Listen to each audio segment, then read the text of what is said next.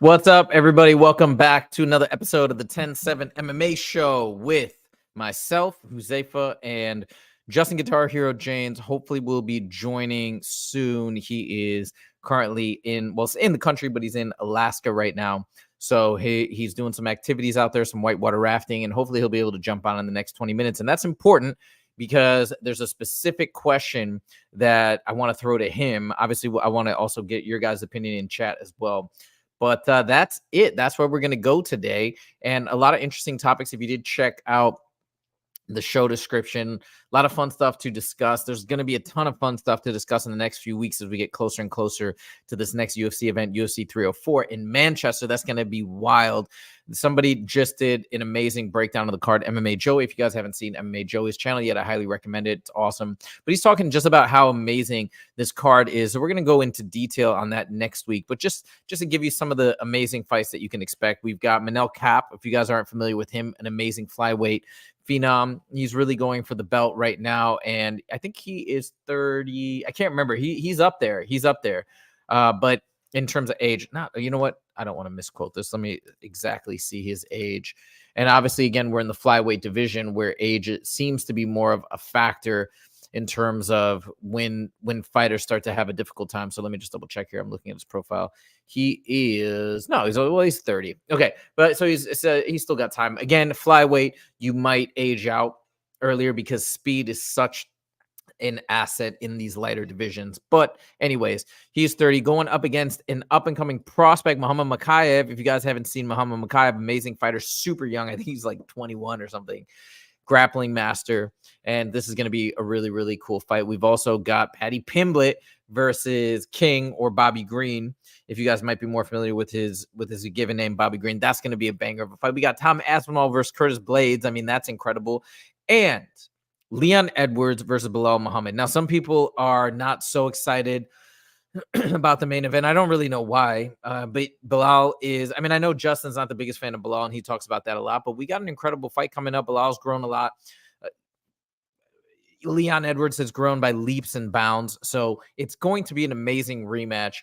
And Bilal's got to give everything to this fight. MMA Joey makes a great point. Bilal's 36. That's what I was thinking of, who's 36, not Manel Kape.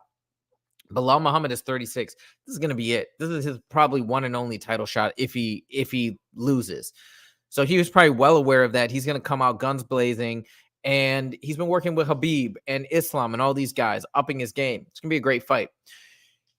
And you know the Manchester crowd is going to be behind Leon Edwards big time. I don't think Bilal has much that big of a fan base in the UK, I'm guessing. So it's going to be a pretty pro-Leon crowd, which will be fun. Same with Aspinall. Be a very pro-Tom Aspinall crowd. So anyways, we got a lot of stuff to look forward to. That's on July 27th. That is coming up. But let's talk about all the crazy shenanigans that have been going down this week. So the first thing I want to talk about is Conor versus Chandler.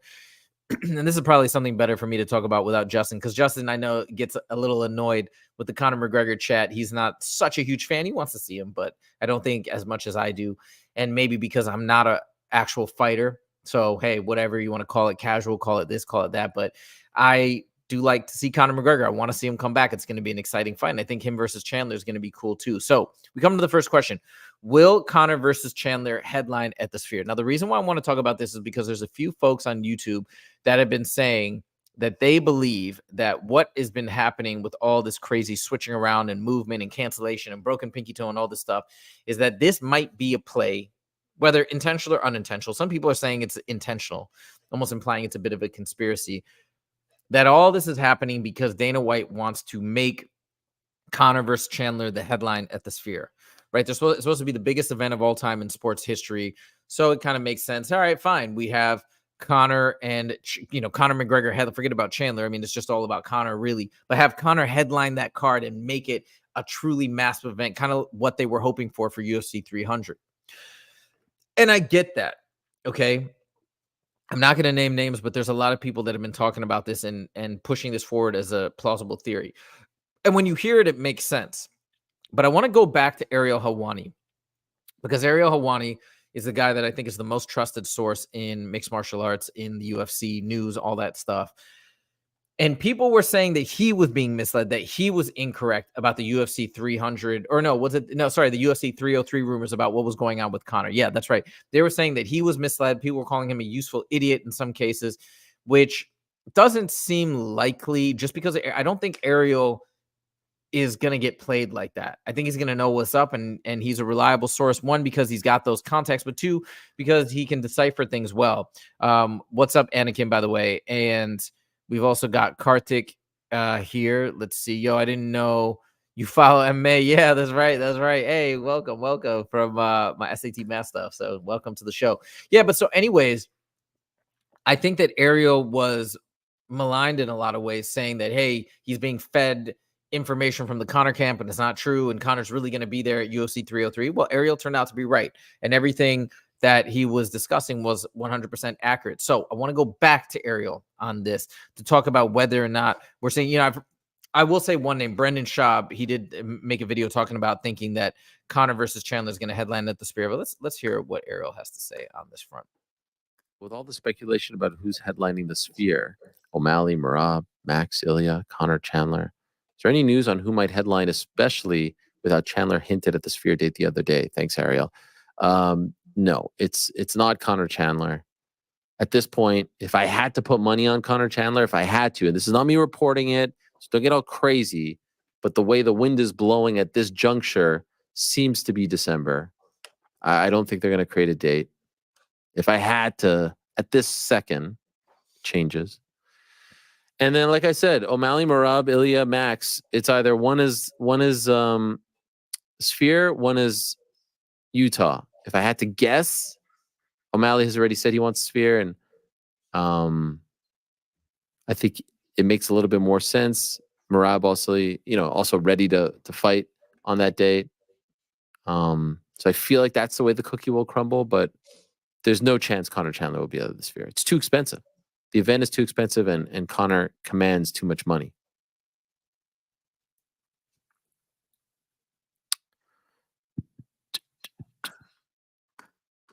There we go. I don't think anybody can say it better than Ariel. And he's coming with a lot of information, a lot of knowledge of the camps, a lot of knowledge of the inner workings of the UFC. I mean, to whatever extent he has that knowledge base. Obviously, he's not on the inside. He's got a little bit of a barrier with him in the UFC, but he knows. He knows. The nose knows, right? As Ariel always says. So I think we can put this to rest about Conor versus Chandler headlining at the Sphere, because the most logical argument against it is financially it doesn't make sense. Again, Conor charges an incredible amount of money. It does seem like perhaps that wouldn't be a logical choice if they're now going to slot him in, have to pay this hefty bill, already paying as much as they are at the Sphere. Then again, I don't know. Maybe they don't care about the financial element, and maybe their entire incentive is just to make it the absolute best event of all time, and they want it to be a talking point. So I suppose, but I do feel like Ariel probably knows. He probably hears murmurs of what's going on and all these things. So I don't know. Do you think Conor will still fight Chandler, or could he potentially fight Diaz?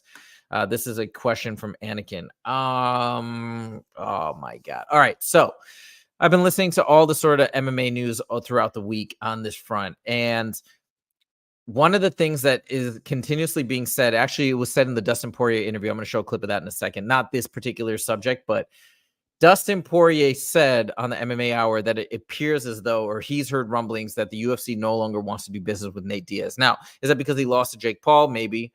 Is it for other reasons, maybe other negotiating reasons? I don't know. But it appears as though Nate will not be fighting in the UFC anymore, at least according to that quote. So I don't know. I don't think that would happen. One thing that has been thrown out that seems to be potentially getting lined up is a rematch between Conor and Dustin Poirier. That's a possibility. Dustin said he wants to do one more fight, wants it to be a big fight. And I felt like they were hinting at that as a possibility. Could that happen and replace Michael Chandler? I don't know. I feel like if Conor's still going to fight, I feel like it's got to be Chandler. And the reason why is because I think at this point they promised it, unless Chandler decides to opt out. But if Chandler decides to opt in, I just think it's too disrespectful, not even disrespectful.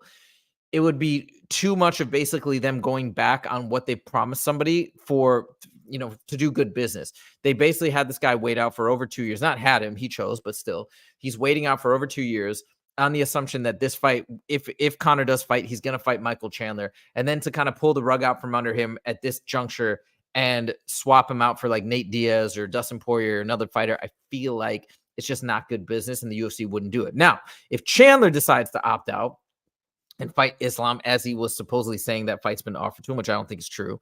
But if Chandler were to opt out, then it's a different story. And then maybe we could see Conor versus Dustin. And I think that would be actually a more exciting fight, to be honest. But that is still to be determined. I think it's still going to be Conor versus Chandler. And I'm gonna take Ariel's word for it. He knows. So let's say in December, it's a ways away, and it's sad and it's a bummer. It would be amazing to be at the Sphere, but that's where we're at. All right. Let's move on to topic number 2. Come back to Dustin Poirier. Topic number 2 is Dustin Poirier lights up Michael Chandler on the MMA Hour. So this was pretty interesting. If you guys remember when Dustin and Michael Chandler fought, Dustin had been saying for a long time that he didn't really have much respect. Am I related to On the Liver MMA? Douglas Memo posted, are you related to? No, I am not, but I'll check it out. If you could post a link in the chat, I'll check it out right after the show. I'm not familiar with that. But anyways, coming back to this idea, right? Dustin Poirier lights up. So anyway, so they fought, and during that buildup, they had a lot of animosity. Not a lot of animosity. They had some animosity. And this is, I can pretty much sum up what Dustin Poirier's thoughts are on Michael Chandler in general. So he thinks he's fake. And if you follow the sport and you know Dustin Poirier, he's as real as they come. He says what's on his mind, for better or for worse. That's why his interviews are the best. I just heard a quote of Michael Chandler recently, which was amazing. A fight's not a fight until there is an obstacle to overcome. Love that. And that can be applied to anything, once again, right? A journey is not a journey until there's an obstacle to overcome, however you want to phrase it. But anyways, he was talking to Ariel Helwani and talking about Michael Chandler versus Conor, and it gets really interesting. So I want to play you this little clip here. Check it out.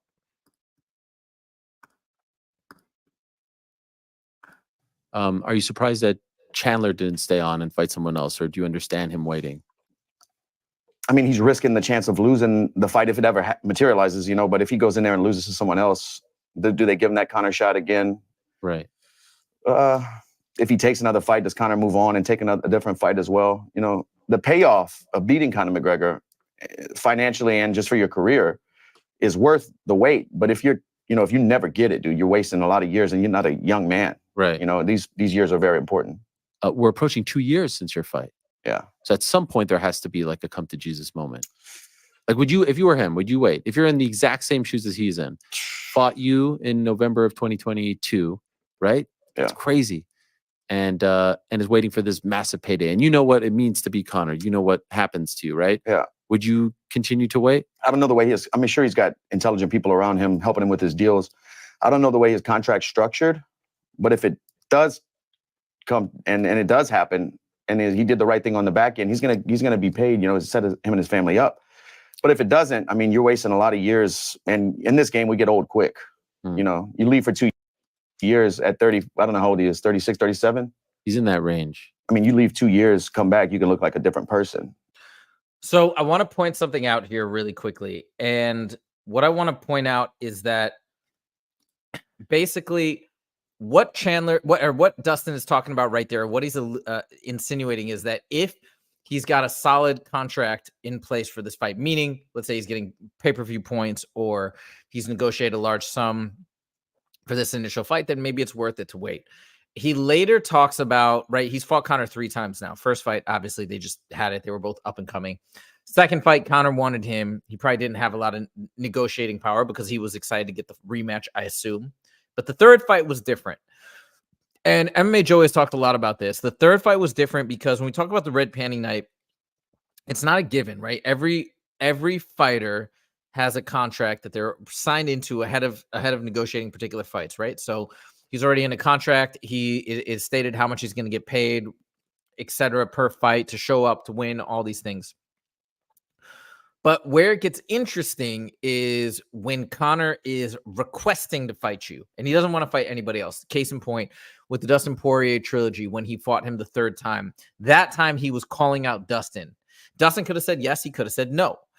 Now Dustin's got negotiating power. Now he's got leverage. Now is when he was able to negotiate a really high rate. And in that case, when he either had pay-per-view points or whatever, he probably had pay-per-view points. He probably negotiated a massive payday. I've heard rumors of like multi-millions, maybe even 10 million, in the 10 million zone, right?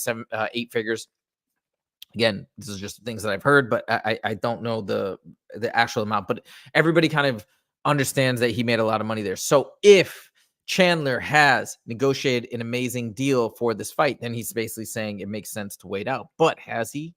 And I don't think he has, because this is the first fight. What leverage does he have? He's almost begging for this fight at this point. Not trying to disrespect Chandler, but that's apparently what he's doing.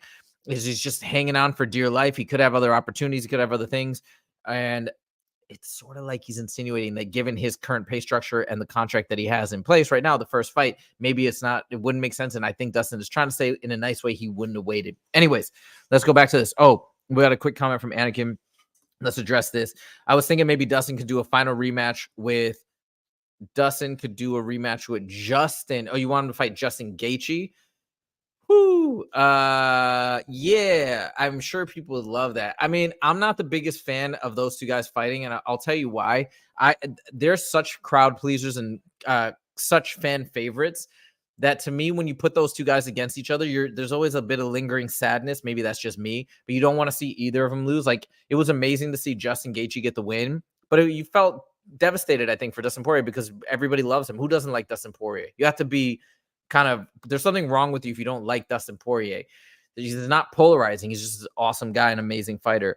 So that's my thoughts. I think that with him versus Conor is a little bit more interesting because there's some heat there. There's some fire between the two of them. And everybody loves Conor too, but that's a different situation. So anyways, I think, I don't know. I think that'd be a cool trilogy. All right, let's go back. And by the way, we have now got Justin back on the show. So Justin, what's up? We're just just where you're jumping in right now. We're watching clips of Dustin Poirier talking about Michael Chandler. I'm going to mute you because there's a lot of background noise. All right, here we go, guys. But only he knows, him and his family know. Would you have waited this long? I don't think so. Not 2 years. No. So again, he's saying he wouldn't have waited 2 years, again, with the assumption that I think he's saying that Chandler doesn't have the leverage in his contract and probably doesn't have this massive payday, at least for this first fight. Maybe if he wins, it gets him enough clout to do other things or gets a rematch, and then he can really make a big payday. But that's what Dustin, in my opinion, is saying without saying it, that given Michael Chandler's current situation and current contract and what's to come, he wouldn't do it. MMA Joey also made a really good point yesterday too, where when Conor was fighting Dustin, Conor still had the aura and still had a lot of hype around him. And people were actually, the odds were favoring Conor back then, right? Against Dustin Poirier, saying that Conor would win because Conor was still considered and was still a very dangerous force to be reckoned with. So that victory did a lot for Dustin. I think at this point, as much as people want to see Conor, as much as we love Conor, and as much as it's a fun fight to see him square off with anybody, I think that his stock perhaps has dropped a tiny bit. So I think that's what Dustin's getting. All right, Justin, we're going to play this a little bit more, and then I want to get your thoughts. Here we go. What would you have waited, like a year? I'd have to be in the position. I don't know. It's tough to say. Yeah. After fighting him the second time in Abu Dhabi, and then the way my contract was structured, I would have waited probably. I probably would have waited a year. The second one was different. Do you see? He's specifically referencing the third fight. He's like, if it was the third fight, then he would have waited. Clearly, that's not the position that Chandler's in. All right, let me keep playing it. And then the third. Yeah. It changed. Mm-hmm. Good for you. Yeah. Why is there still animosity there between you and him? Dude, he crossed lines you can't come back from, Right. Yeah. And still. Yeah. And so when you see that, how do you react internally? How do you when you see the tweets, talking about your family and stuff like that? How do you? I want to whip his ass. Yeah. Yeah. But I feel like you don't show it. You don't respond right away. All right, we're going to fast forward a little bit more to where he's talking again about Chandler. Right now, he's talking about Conor. But there's a point where Ariel brings up Chandler basically kind of like talking smack about Dustin. I just want to see if I thought I had it queued up, but let me just double some. Or some Instagram account posted like a bunch of people stomping somebody out. Yes. I don't say quartet because you love this too much. There's a flicker. I don't think the UFC is going to do business with. Okay, give me 1 second. All right, here we go. Oh, wait, no, it's coming up. Hold on. I Sorry. can show them I can make weight safely. I'm putting weight never. All right, so let me just recap it for you because I'm having trouble finding it. And Justin, I want to get your thoughts too. So basically, what they come to is a quote from Dustin, basically posting on social that like, hey, I'm still thinking about coming back. I'm not sure, something like that. And Michael Chandler responds and says, yeah, Dustin, you can just retire. We're good. We're good. Basically kind of saying that the lightweight division is all good without Dustin. We don't need you. We're moving on. And Dustin like flips out. He's like, what are you talking about? He's like, who's we? He's like, I've been here since 2010. I've been fighting in the UFC for 14 years. You just showed up. You had one win. Chandler's had 2 wins. I think he's like discounting the Tony Ferguson win. He's like, you have 1 win in the UFC. Who's we? He's like, mind your own business. Like, stay out of it. You're not part of this community, this group, like whatever. Anyways, I know you've trained with Michael Chandler before, Justin. What are your thoughts on what Dustin's saying and how he feels about Michael Chandler? Do you think it's warranted, or you think he's out of line a little bit? No, I don't think he's out of line at all, man. And first off, I want to apologize to you and the rest of the show for, I just happened to be on a family vacation, man. Look at this background I get out here in Denali, Alaska.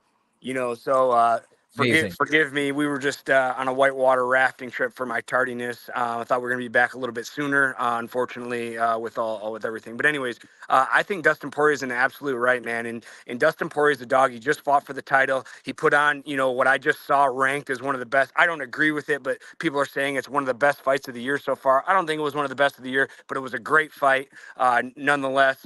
Michael Chandler's been sitting around, and that's the biggest thing when you look at his record, man. Who he beat Tony Ferguson, and who's the other guy he beat? He beat the guy from Australia. New Zealand. Dan Hooker? Dan Hooker, yeah. Yeah, thanks, Ben. My son just gave me that one. But yeah, it's like, dude, he hasn't beat a top 5 guy. Tony Ferguson's lost 7 fights in a row. Dan Hooker, I don't think is in the top 5 anymore, man. He's kind of he beat Dan Hooker, as Anakin says. But again, you look at like guys that Dustin Poirier's beat, man. What is that? What a freaking knockdown, drag-out fight that he won to get the title shot. I mean, Dustin Poirier's in the driver's seat right now, and Michael Chandler's definitely in the passenger seat when it comes to this situation. And Dustin is saying, and just real quick, and then we'll move on. We want to talk about Darren Till, but Dustin is saying he's probably going to do one more fight. And I mean, he said his wife and his daughter want him to quit, but he just has it in him. He has the itch in him. He wants to do one more fight, a fun fight.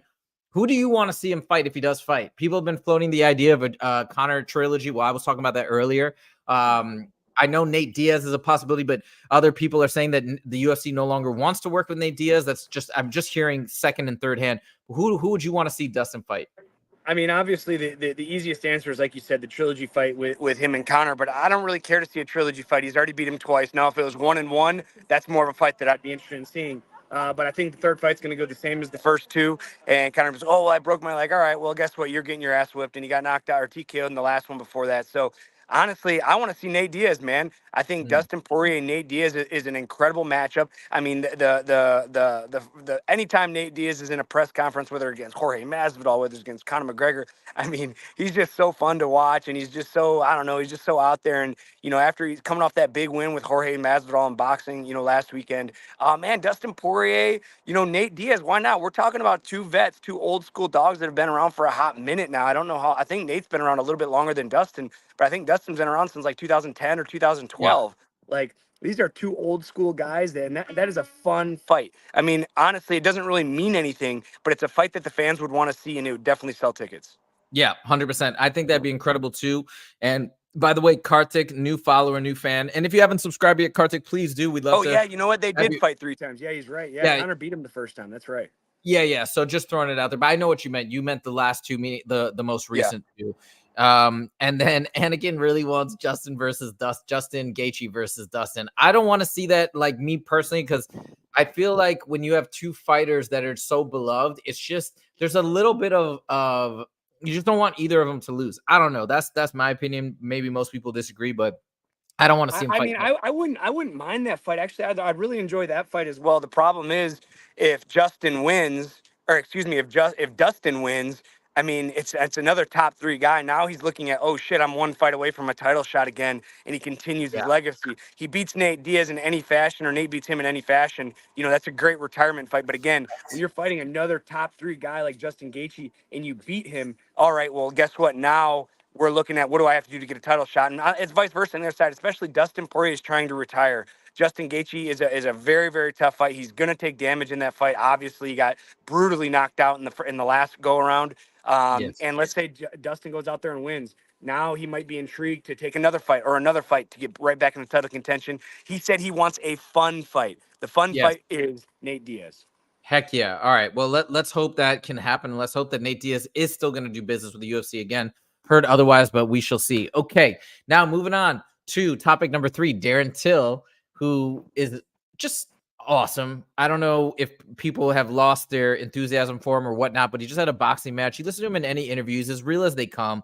And we've talked about this. What is the number one thing that people are drawn to when it comes to mixed martial arts? It's authentic people. It's people that speak their mind. You don't have to be over the top like Sean Strickland necessarily. You just have to, I think we just want authenticity. We want to see people being themselves. That might be a trend worldwide. Forget about, let's even talk about the political landscape. What do we want? We just want honest people, and that's the people that we can resonate with. Darren Till's right on the money there. And I want to show you this interview because I thought it was, and I'm glad you joined at this point, because I really want to get your perspective on this as a fighter and see if you can, if you know what Darren Till is saying is kind of like resonates with you, because it really resonates with me, and I love his attitude about everything. So Darren Till admits on the show, he's like, listen, I'm going through a tough time right now, but he's like, but it's great. And he talks about why. I don't want to spoil it too much, but let's go to this amazing little clip, and then I want to get your thoughts, Justin. Here we go. Do something. I mean, like that was. Was there any part of you saying like what? Right now, Ariel is kind of giving him a little bit of crap, being like, "Hey, you're on this influencer card that you used to talk smack about," and he's like, "Now you're part of it." Poking the bear a little bit and seeing what Darren's response is. So listen to Darren's response. It's incredible. How did I end up here? Look, mate, look at me. You know when you're at the bottom, Ariel? Do you know when you're at the bottom? Do you know what's great about being at the bottom?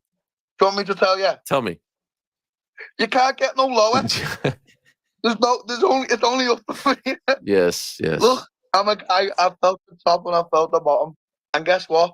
Both are fucking phenomenal. They're phenomenal. It's great. How is the bottom phenomenal? You can't get no lower. She's just like, wow, I'm at the bottom. It's fucking great. Yeah. Guess what? Can't get no lower. No one can hurt me. I'm just truthful, mate. It's just like I've learned to adjust with everything, as I have always in my life. Like, a lot of people forget like this shit I've done. I haven't done it the normal route. Brazil. This, that, like, going blind on weight cut, stuff like that. I mean, people are quick to forget. Like, and even when people talk about losses, look who the champion is now, mate. Like, if I put a bit extra, I know it's always happening. Like, that until this, that. Look at the fights I've actually had. So I've always come to entertain. But as I say, I'm not trying to say Social Knockout was a bad event. It was, the promoter is fucking phenomenal. That the event was actually so well put together, like the stage and the way they done it. But yeah, some circus fights on there. But as you say, we're in that space now, aren't we? Beggars can't be choosers. Look, I'm at the bottom, Ariel. What more do you want me? All right. So let's come back to this. I want to talk about it. There's another thing that he says in the interview later that I want to get your thoughts on too. But yeah, basically he's just enjoying the ride, taking fun fights, and he still wants to get back into mixed martial arts. But what do you make of his mindset right now? Because I'm sure a lot of other fighters wouldn't feel the way that he's saying he's feeling. I believe him because he's an honest guy, an authentic guy. Like, what do you think of his mindset and his perspective? I think, I don't believe him entirely, and I'll tell you why. It's because I can relate. I've been at the bottom. I've been to a point to where I have nothing else to lose, and as much as you have to embrace that and understand that, it's not enjoyable. All right, regardless, as fuck, I lost my UFC contract. I lose this, I lose that, I lose my last fight, I get brutally knocked out, or I get knocked out in my last fight. Like, Dude, that is, I mean, as much as I can sit here and smile and say that's the way it is, and you can't get any lower, it still doesn't make it fun. It's still not a good time. I mean, being at the top or being hunting for the top is where it's at. And again, I'm speaking from experience. Now, he has a great mental attitude, because what is he going to do? Sit there and cry about it? We're talking Right. about the mental toughness of Darren Till right now. I mean, I can promise you that he's not having a good time at the bottom. He can say whatever the fuck he wants. He's not having a good time. But his mental toughness and his perseverance of going through this tough time is what's going to get him through. And you can tell how mentally tough this guy is getting through this part. Like I said, when I was in the UFC, dude, I lost 4 fights in a row. That fucking sucked, and Darren has lost some. He's coming off a win, and you know what? Like, MMA fighters are just a different breed of person, man. And not just Darren Till, just MMA fighters in general, because at some point or another, you're going to experience these lows.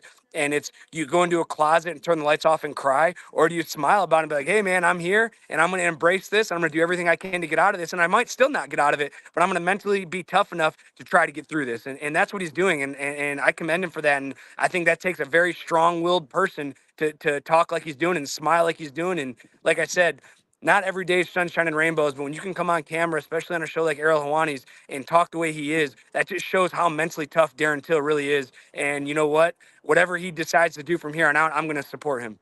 Heck yeah, me too. All right, so just going to highlight a couple comments about what we're talking about. I think Darren Till is doing a smart approach, doing a couple of boxing matches, then make a return to the UFC at some point. He has talked about that. He said he wants to come back. We also have this comment: Till had a promising career at one point, beat Cerrone, and had a title shot. Crazy how he had it all. And this is the other thing that Darren Till has talked about. He says, he's like, look, people are ripping on him for lack of takedown defense, this and that. But he made a point, and I want to hear your thoughts on this too, Justin. He's like, listen, man, nobody took me down until he blew out his knees. And then now after he's had that bad knee injury, which people forget, and he's been having surgery after surgery and trying to recover. Okay, and yeah, now you can take him down. But it's not like he's just has no takedown defense. Is because he suffered this horrendous injury, which can happen in mixed martial arts. What do you think about that explanation? I mean, absolutely. I mean, dude, we're talking about a knee injury, man. And no matter how good surgery is, and let's say his knee is 100% after surgery, mentally, he has to realize, like, oh, man, you question yourself, dude. You question yourself over a lot of stuff. And especially with knees, man. Knees are finicky because you have small little motions can essentially end your career. You look at Kevin Lee. Do you guys remember Kevin Lee, man? A good friend of mine and training partner. We're both from Michigan. He came in, he blew out his knee in a fight, and then he blew out his other knee, not in a fight, not in training, but dancing at his friend's wedding. Like blew his knee out, had to get reconstructive surgery when he was dancing, man. So when you get knee injuries, dude, they just compile, and you're mentally, I've been very fortunate, knock on wood, I haven't had any severe knee injuries, but I know a lot of people that just keep re-injuring. And when you get in these scramble positions, especially in wrestling, a lot of times mentally, like, I've been there where it's like, you know what, I'm just going to give up this takedown and try to get to the next position, and that could be where he fails too. Maybe mentally that he's just not confident in his knees. And that really, that can definitely play a part. And if anybody disagrees with me, they're just wrong. All right. Well, no, I think you're, you're obviously the experts. If you disagree, can't disagree unless you're a fighter, I suppose. Okay. So that's Darren Till. We're excited to see him back in the mix. And here's the topic that I really want to get your thoughts on. And then the last topic we're going to talk about, and I know he's your teammate, we're going to talk about Sean Strickland. So obviously we'll just kind of see what's going on with him and David Goggins. But here's the thing. Okay, Ryan Garcia has been expelled apparently from the WBC or one of the boxing organizations. I don't know. There's like a million of them, but he's basically been expelled. I don't think he's going to fight anymore in boxing, is what it seems. I don't know if this is true, but he's saying he wants to fight in the UFC now. Okay, he wants to start training mixed martial arts and come into the UFC, which, for the record, would be incredible. I don't care what anybody says. It would be incredible. It'd be a massive, massive buzz to see him come in. Okay, but my question to you is, as amazing as a boxer as Ryan Garcia is, and what he would probably fight at featherweight, I assume, because I think he fought his last fight at 140 or something. So maybe featherweight, maybe bantamweight. How do you think Ryan Garcia would do if he had 2 years of grappling and takedown defense training? He'd probably do the same thing just like James Toney did when he had the balls to come over to the UFC and get subbed in the first round. We're talking about mixed martial arts, not boxing, not kickboxing, not wrestling, not grappling. We're talking about mixed martial arts. When a boxer transitions over, and when we have boxers come into the gym and they're like, hey, I want to try some kickboxing, man. I'm a world-class boxer, and they usually are, and they come out in their Philly shell and they blade their lead leg, almost 90 degrees away from their partner, which makes just obliterates their leg. And when boxers realize that they're not for MMA is when they get kicked for the first time. When you get kicked imagine training a discipline your whole life and you become the best at it. And then you go against an amateur. If me and Ryan Garcia sparred right now, I would kill him. It wouldn't even be competitive. Yeah, I'm not saying he couldn't hit me. I'm sure he'd hit me.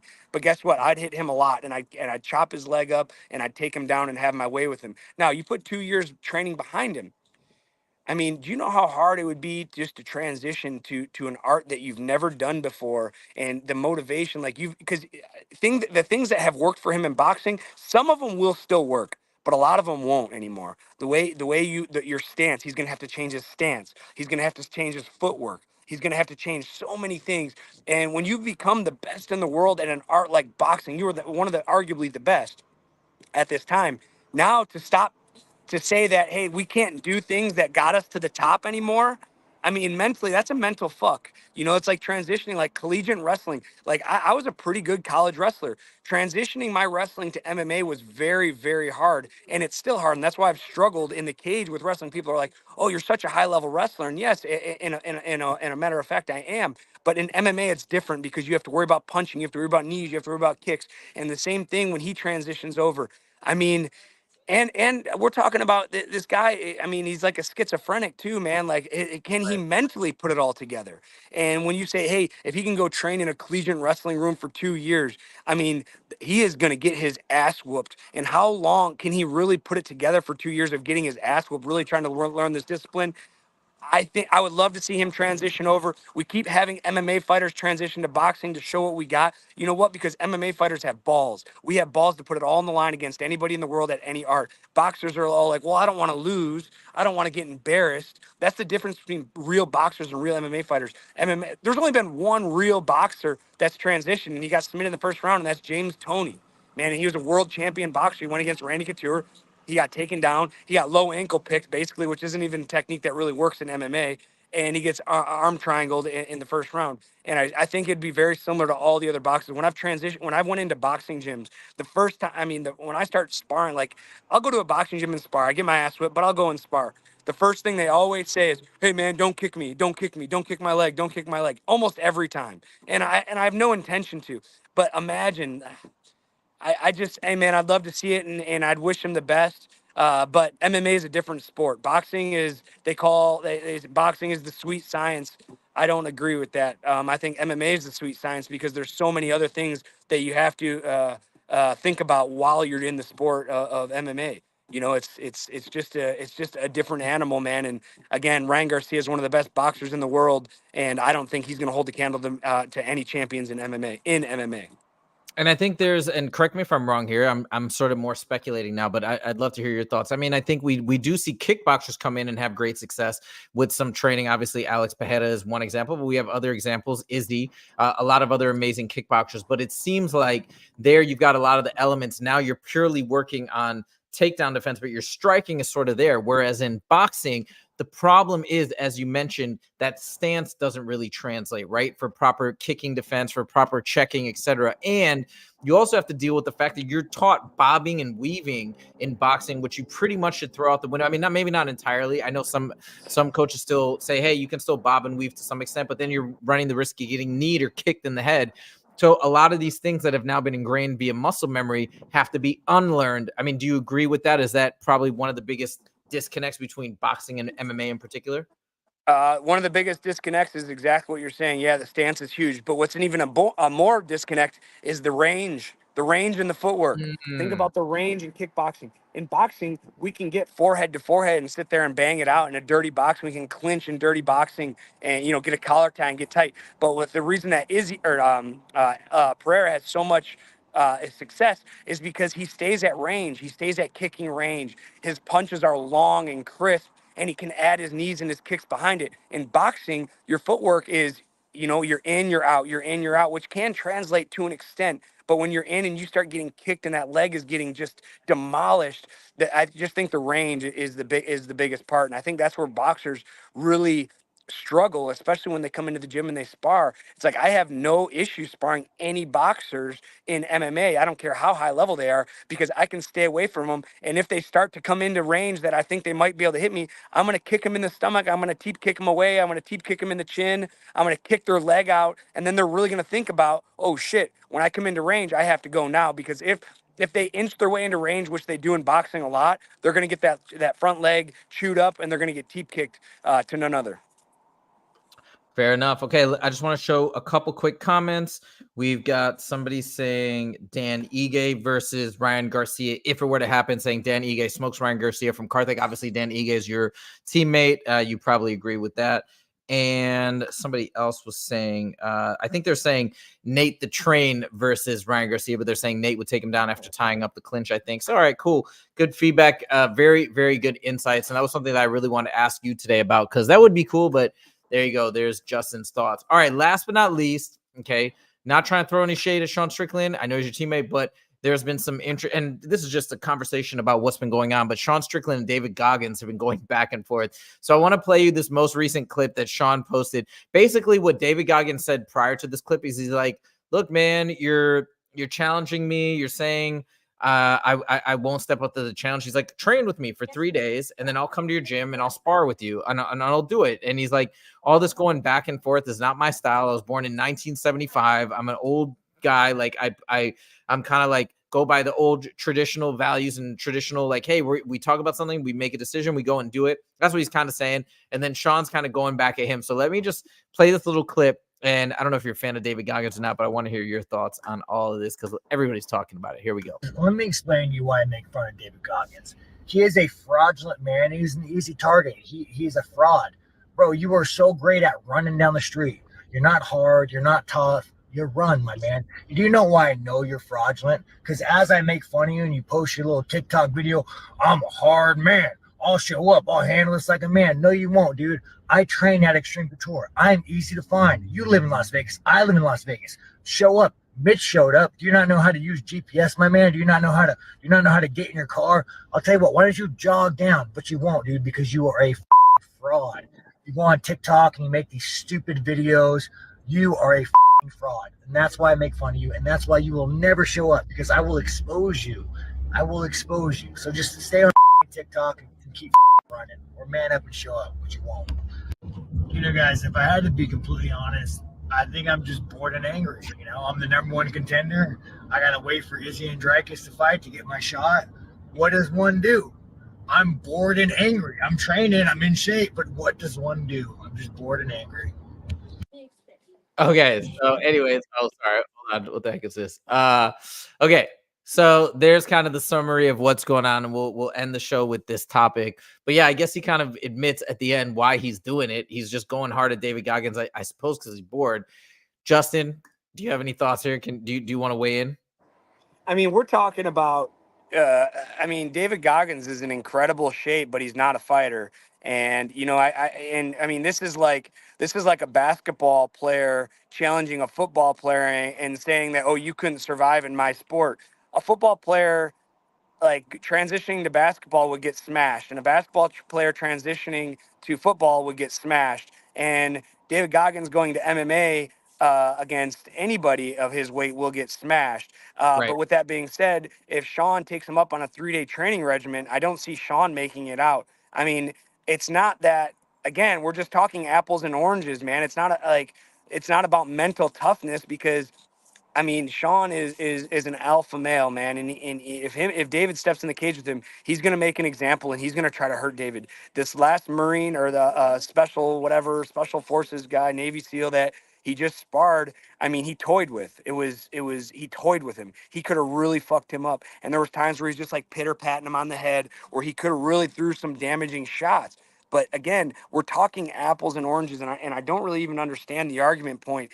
Sean is absolutely right. If David Goggins comes to Extreme Couture, he's going to kill him. He's going to make an example. He's going to knock him unconscious and try to do bodily harm to him. Now, if Sean goes over to train with David Goggins. David Goggins will do the same thing. He's going to put him through the most rigorous and hardest training. He's probably going to drown him, because I know that they do that in the Navy SEALs. They essentially drown each other. Like, he's going to do that to Sean. He's going to watch him break and watch him cry and say, "Oh, I'm tougher than you." Well, I mean, not really necessarily tougher. It's just that he's just more conditioned in that aspect. Same as if he comes over to MMA. So if Sean beats him up and essentially kills him, does that make Sean tougher than him? No, it just makes him better at mixed martial arts. I think the whole thing is silly.